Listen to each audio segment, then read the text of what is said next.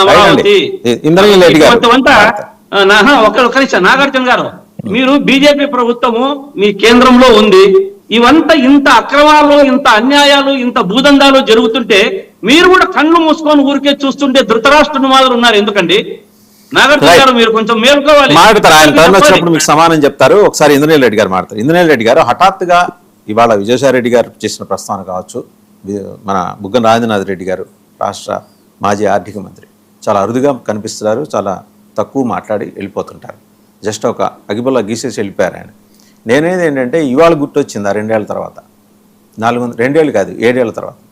మీరు అదే వైసీపీ అధికారంలో ఉన్నప్పుడు మాట్లాడాలి దీని గురించి, ఇవాళ ఎందుకు మాట్లాడాల్సి వస్తుంది డిజైన్ల అవినీతి అనేది? ముందుగా విజయసాయి రెడ్డి గారు చేసిన ట్వీట్ గురించి మాట్లాడదాం. ఇవన్నీ కూడా ఐడెంటిటీ క్రిసిస్ నుంచి బయటపడటానికి నేను ఒకళ్ళు ఉన్నాను అని చెప్పుకోవడానికి ప్రయత్నాలుగా వాళ్ళు ఏం చెప్తున్నారు. గతంలో విజయసాయి రెడ్డి గారే 3 రాజధానుల విధానాన్ని సమర్థించి పదే ప్రెస్ మీట్లు మాట్లాడిన సందర్భాలు చూసాం ఆయన వైఎస్ఆర్సీపీలో ఉన్నప్పుడు. ఇప్పుడు లిక్కర్ స్కామ్ అనేది ఒక కేసు నడుస్తుంటే ఆ కేసులో ఎవరైతే అక్యూజ్డ్ ఉండారో అందరూ అరెస్ట్ కాక ఒకే ఒక వ్యక్తి మాత్రం నిర్భయంగా ఎలాంటి చింతన లేకుండా బయట ఉండారు. వాళ్ళని అరెస్ట్ కూడా చేయబోరు. అది మా అనాలిసిస్. అది విజయసాయి రెడ్డి గారు. సో అతనికి ప్రస్తుతం కూటమి ప్రభుత్వంలో ఉన్న వెసులుబాటుల రీత్యా ఆయన ఇచ్చిన స్టేట్మెంట్ కూడా మీరు నోటీస్ చేస్తే ఒక పక్కనేమో దుబారా ఖర్చు చేయొద్దు, మళ్ళీ అమరావతికి నేను చెయ్యి అంటే కొంచెం డిప్లొమాటిక్ గా వెళ్ళిపోయారు. అక్కడ పాపం ఆయన హార్ష్ గా కూటమి ప్రభుత్వ విధానాలని తప్పుపట్టింది కూడా లేదు. అయితే ఇంకో ఐడెంటిటీ క్రిసిస్ ఫేస్ చేస్తున్న వ్యక్తి బొద్దా వెంకన్న గారు. మీరు గుర్తుపెట్టుకోండి. మీరు బొగ్గన గురించి చెబుతున్నారు. బొగ్గన గారు పదే ప్రెస్ మీట్లు పెడతానే ఉంటారు. మేబీ ఎక్కువ మంది చూడరేమో. ఇంకోటి ఏంటంటే ఆయన ధర్మాన గారు ఒకళ్ళు, బొగ్గన గారు ఒకళ్ళు రెగ్యులర్ గా రారు. వచ్చిన రోజు సబ్జెక్టివ్ గా మాట్లాడేళ్తారు. కానీ అధికారంలో రాకముందు విపరీతంగా ప్రతిరోజు పోరాడి అధికారం అంటే టీడీపీకి అధికారం దక్కడంలో భాగస్వాములైన బొద్దా వెంకన్న గారు ఈ 2 సంవత్సరాల్లో తనకి తగిన ప్రాధాన్యత లేకపోవడం అవచ్చు. అలా సడన్ విజయసాయి రెడ్డి గారు రాసిన ట్వీట్ మీద రెస్పాండ్ అయ్యి బహిరంగ లేఖ ఒకటి ప్రచురించారు.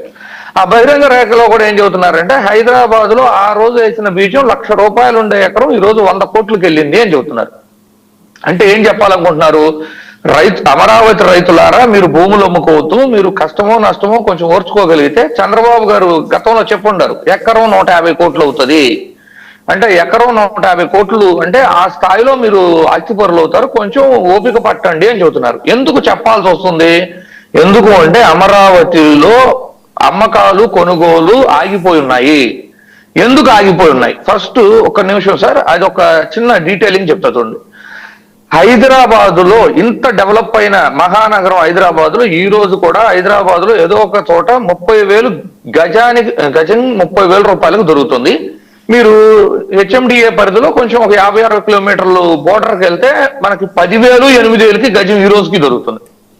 కానీ ఇదే అమరావతిలో 60,000కి గజం దొరకని పరిస్థితి ఉంది. ఇక్కడ ఏమన్నా ఫెసిలిటీస్ ఉన్నాయి అంటే ఫెసిలిటీస్ రావాలి అంటే ఎప్పటికి వస్తాయి కూడా చెప్పరు. ఎందుకంటే ప్రస్తుతం అధికారంలో ఉన్న కూటమి ప్రభుత్వం మొన్న అమరావతి బిల్లు పాస్ చేసుకున్న మరుసటి రోజు నుంచి కొత్త రాగాలు స్టార్ట్ చేశారు. ఇది ఎప్పటికి పూర్తయిద్దో తెలియదు, నిరంతర ప్రక్రియ. అట్లీస్ట్ ఒకవేళ 2 లక్షల కోట్లు అవసరం అని చెప్పే చంద్రబాబు గారు 2 లక్షల కోట్లు అందితే ఎప్పటికి పూర్తయితో చెప్పరు.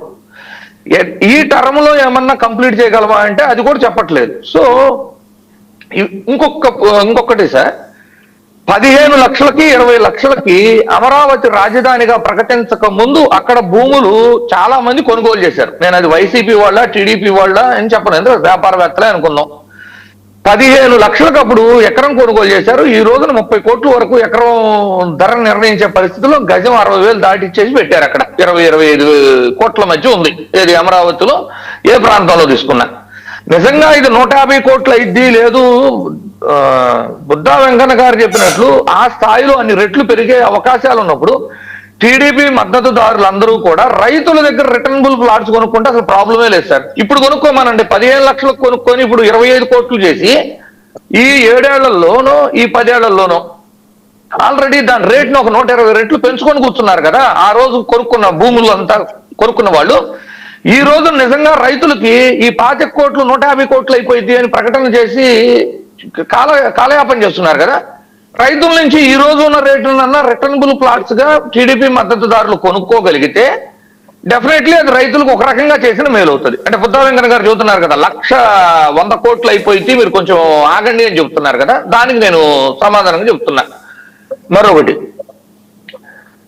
జగన్మోహన్ రెడ్డి గారు ప్రెస్ మీట్ పెట్టినప్పుడు మీరు అందరూ క్లియర్ గా వినండి. ఎందుకంటే ఊరక మేధావులు తప్పు మాట్లాడుతున్నారు అని ఒక వితండవాదం చేయటం కాకుండా సబ్జెక్టు ఫస్ట్ ప్రెస్ మీట్ లో ఏం మాట్లాడారో కొంచెం విన్న తర్వాత మాట్లాడితే బాగుంటుంది. ఏం చెప్పారు వాళ్ళు? ఈ 1,00,000 కోట్లు అవ్వచ్చు, 2,00,000 కోట్లు అవ్వచ్చు, రాష్ట్రం మీద ఉన్న ఆర్థిక భారం రీత్యా అది అసంభవం అని భావించిన వైఎస్ఆర్సీపీ వాళ్ళు అధికారంలో ఉన్నప్పుడు 3 రాజధానుల్లోని వికేంద్రీకరణ ప్రక్రియతో 3 రాజధానులతో ముందడుగేసాం. ఆ ప్రక్రియలో కూడా 20,000 కోట్లు దాటదు ఖర్చు అనేదే మా ఐడియా. ఆ తరువాత ప్రజల మ్యాండేట్ ప్రకారం అవ్వచ్చు, వికేంద్రీకరణ కంటే ఒక్క చోటే రాజధాని ఉండాలి అనే దానికి మద్దతు తెలిపారు అని భావించారు.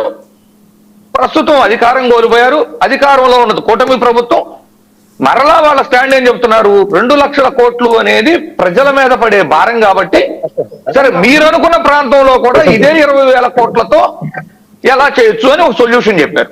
Plan A, plan B. అంటే వాళ్ళేమి నేను 3 రాజధానులకు మద్దతు అన్నాను అని గతంలో చెప్పిన మాటని మర్చిపోయి ఈ రోజున వేరే సందర్భంగా వేరేది చెప్పలా. ఇది మావిగన్ గురించి చెప్పే సందర్భంలో సైతం గతంలో మేము 3 రాజధానులు అన్నాము అనే చెప్పారు. ఇది ఒకటి గుర్తుపెట్టుకోండి. ఇది ఏదో మర్చిపోయి అప్పట్లో ఇలా మాట్లాడారు, ఇప్పుడు ఇలా మాట్లాడుతున్నా.